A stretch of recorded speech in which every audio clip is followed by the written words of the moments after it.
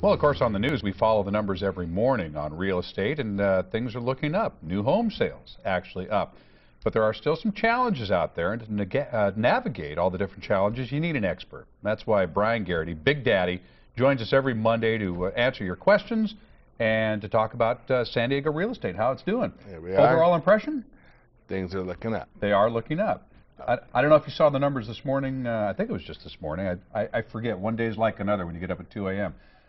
But it looked like new home sales were up. Yeah, they are. They let the release that Friday. So it's looking good. It's looking good all the way around. Inventory is down to about 5 months. And when you have a 5-month supply of inventory, that's when you start to see appreciation in the houses. So, I mean, that's another good statistic. So people that are sitting tight may actually start to get some value back that they've lost. Of course, it's going to take a long time to make up those losses. Exactly. We've got to be realistic about where that's headed. And we really don't want the market to be in a state that we make those losses up overnight. That wouldn't be healthy either, would it? No, we'll go back to where we were. I mean, we'll be having these same discussions 10 years from now, which would just be horrible. Okay. I want to take some questions here today because you and I get chatting lots of times. And I know, these people. I know they've been waiting. So I know they have. So this is Mona from North Park says, I am selling my home and my agent has had me in a contract with a buyer for 50 days. 50 days.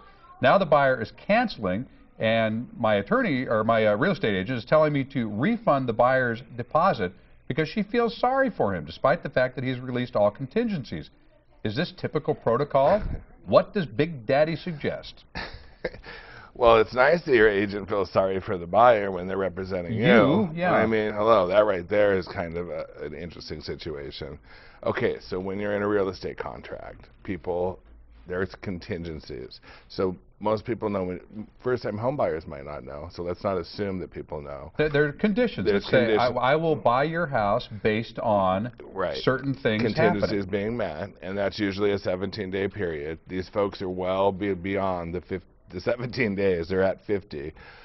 What's interesting with this question, and I had the heads up on it because they called and we kind of talked about it, this buyer for this house had released all of the contractual contingencies for the purchase of that home. So whether the agent feels sorry for the buyer or the situation's bad, it is all the way around, but you got to figure the seller's been tied up for 50+ days. That their house has been off the market, and the market's been moving.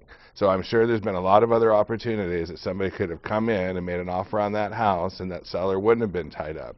So your deposit, once you've released, you've layered back all your contingencies, there's a form that the buyer actually signs that you release everything. It's ironclad. It is. So whatever your deposit is in escrow at that point, once you've released your contingency, you're saying, I have a loan, I've done all my physical inspection on the property, I can live with whatever repairs are necessary, because you'll have negotiated out any repair requests or you'll have taken on the repairs yourself, and any other like insurability, all those kinds of things pertaining to the sale of the house, you're going to live with it. So you release all your contingencies. Your deposit is gone. It is gone. It belongs to the seller. It does belong to the seller. Very clear. So in your purchase contract, once you sign that, and once you sign that contingency release, it's not up for debate. It's not up for discussion. I mean, they can go ahead, they can arbitrate it, they can go to small claims, but remember, an arbitrator or a small claims commissioner, they're going to look to the letter of the law. They're going to read the contract, and yes, you feel sorry for the buyer, but I think those agents should have been stepping up to the plate, and probably there should have been some different handling there. Okay, now again, we're only going to get to one of those questions today, unfortunately, because I want to talk about the loan modification offer that you're making. This drives your staff nuts. They love it. Are you sure? Yeah, are you sure you want to do this? Not one, but you're offering 2 free loan modifications. So even though the market is better, folks are still having problems with their loans. They're upside down. They've got various challenges. You're willing to help 2 people start to finish, but you better explain. Okay, first of all, we're a real estate office. We sell real estate. I will go ahead as a favor, and we'll use our staff to go ahead and help process 2 modifications for the first 2 callers. That's all we can do. I know there's a lot of people that have been out there trying to get those through the bank, working their tail off to do so. That's part of the process. The reason I'm opening up to do that is because the banks have now said, not only are we going to allow you to modify your primary residence, and remember, not very many people got modified, right, but we'll look at second home and investment properties. So now they have a wider net of what they're willing to look at. I'm going to warn you in advance, the likelihood of you getting modified may or may not happen. We will do whatever we can to try to help you out. Yeah, this is by no means a guarantee, folks, that you're going to get a not. loan modification. It's just Bryan Garrity will help you navigate the process and make sure that you've done everything that you can do. Then it's in the bank's hands at that point. It absolutely is. All right, folks, if you're buying, you're selling, and hopefully your property is just normal. You know, you have equity in your property if you're selling. If you're buying, you know, you've got good finances and you're all set to go.